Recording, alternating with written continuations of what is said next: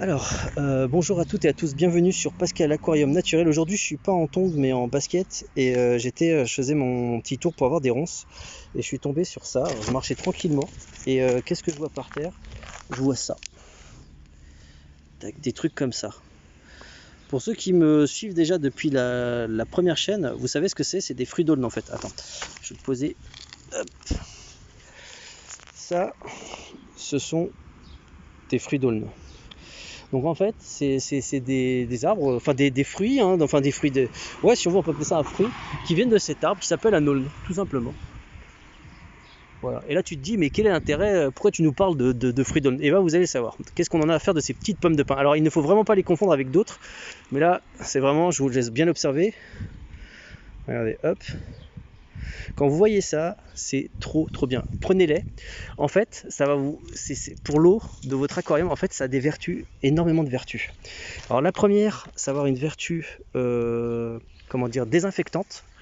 Donc de l'eau. Donc au niveau des maladies, etc., c'est parfait. Ça peut soigner des maladies des poissons et tout. Donc c'est bien d'en avoir. Et ça va vous donner, en fait, si tu veux, d'une autre manière, je dirais, ça, c'est à peu près les mêmes vertus que ce qu'on appelle la feuille de catapa. Alors pour ma part, j'ai déjà eu des feuilles de catapa et voilà, il n'y a pas de souci. Mais la feuille de catapa, si tu veux, ça vient du badamier. Donc c'est un arbre qui vit pas vraiment en France. Je crois pas qu'il y en ait ou qui ait réussi à maintenir en France. Quoique, bon, mais à mon avis, ça doit être compliqué. La majeure partie des feuilles de catapa que vous allez avoir en France et que vous allez acheter, c'est des feuilles de catapa qui viennent de méga loin. Tu vois, donc, et qui vont prendre l'avion, tu vois, qui vont coûter à la planète, hein, en empreinte carbone, comme on dit, évidemment.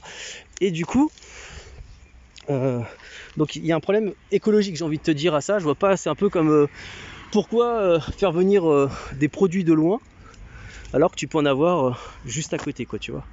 Donc ça, vous les prenez. Franchement, si vous êtes un peu en mode parano, vous pouvez les passer au four et tout, au micro-ondes, ou j'en sais rien quoi, tu vois, pour les, comment dire, pour les désinfecter. Moi, pour ma part, regarde, aujourd'hui il a plu. Franchement, voilà, pour moi c'est bon. Alors, et l'autre vertu, c'est que c'est un acidifiant. Ça abaisse le pH de l'eau. Donc ça, retenez bien. Donc c'est que tout comme la catapa, ça abaisse le pH de l'eau et ça tamise, ça tamise un petit peu l'eau. Ça va libérer des tanins. Donc l'eau, elle sera un petit peu marron. Et plein d'espèces de poissons sont particulièrement friandes de cette chose-là. À noter qu'en aquariophilie naturelle, c'est bien de.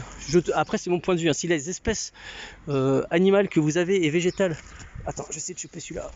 Arrive à supporter la chose, je vous conseille d'avoir des eaux avec un pH plutôt acide qui va permettre, si tu veux, une meilleure dégradation des composés azotés et autres. Bon, en gros, si tu veux, pour te le faire simple, parce que mon but c'est pas de faire du relou scientifiquement, quoi. Il faut que ça, juste que ça marche, quoi.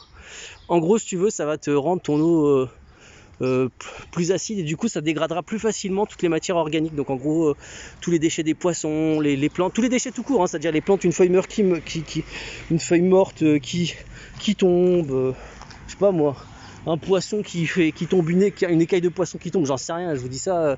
En gros tous les déchets possibles qu'il pourrait y avoir. Et bah écoute, je suis trop content, je fais ma petite balade, c'est pas très loin de chez moi en plus, et comme par hasard je tombe là-dessus. Bah je suis content, parce que là du coup, voilà. Alors regardez, qu'est-ce que je voulais vous montrer? Je voulais vous montrer des fruits quand ils sont verts. Voilà. Voilà, donc voilà, là si vous voyez à quoi ça ressemble quand c'est vert, ça ressemble à ce truc là. Voilà les gars, cette courte vidéo, je pense que je vais la continuer en les mettant dans l'eau. Ouais, je vais vous la continuer en les mettant dans l'eau. Donc là je vais claquer des doigts. Moi il va se passer longtemps, mais pour vous ça sera immédiat pour avoir la suite. Voilà. Et voilà, donc là vous pouvez voir dans l'aquarium de Kitai comment ça fait. Donc là vous avez une eau où il n'y a pas eu de fruits d'aulne, et là où il y a eu du fruit d'aulne. Donc l'eau elle est un petit peu ambrée. En fait, ça fait comme la catapa si tu veux. Ça fait exactement pareil. Alors désolé pour les reflets de soleil là qui gênent. Genre, hop là, voilà, je me mets de ce côté comme ça. Ah bah non, en fait non, faut que je me mette comme ça, voilà.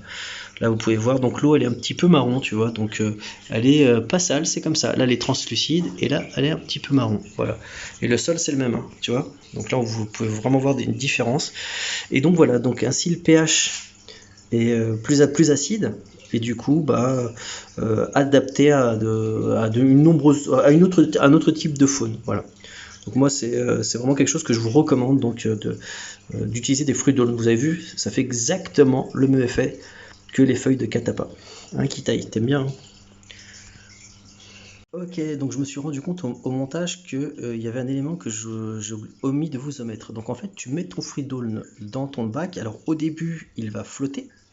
Voilà, donc un certain nombre de temps, ça je peux pas te dire. Certains vont couler directement, tant mieux pour toi si c'est le cas. Et tu retires ton Freedoln dès que tu estimes que l'eau est assez ambrée ou que le pH que tu souhaites est atteint. Alors à plusieurs reprises dans la vidéo, je dis monter le pH, je me trompe en fait. Enfin, des fois j'ai dit baisser, j'ai dit monter. Évidemment, il s'agit là de baisser le pH. Et sinon, pour ceux qui se posent la question, on m'avait demandé est-ce que tu as des crevettes et tout. Bon, je vais pas. Voilà, donc là j'ai plein de bébés crevettes là, il y en a un peu partout. Voilà, bon ça fera l'objet d'une autre vidéo dans lequel, bah tu vois, regarde, on peut en voir là, une là. Voilà, donc il faudra d'ailleurs que je lave les verres un petit peu, mais moi je laisse un petit peu sur certains bacs.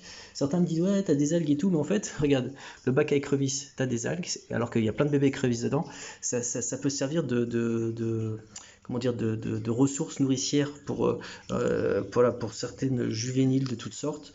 Donc du coup moi je suis pas trop à la chasse à l'algue. Alors en général moi j'en parlerai, je vous renvoie ma vidéo sur les algues. Voilà, très très bonne chose, je vous renvoie ma vidéo sur les algues.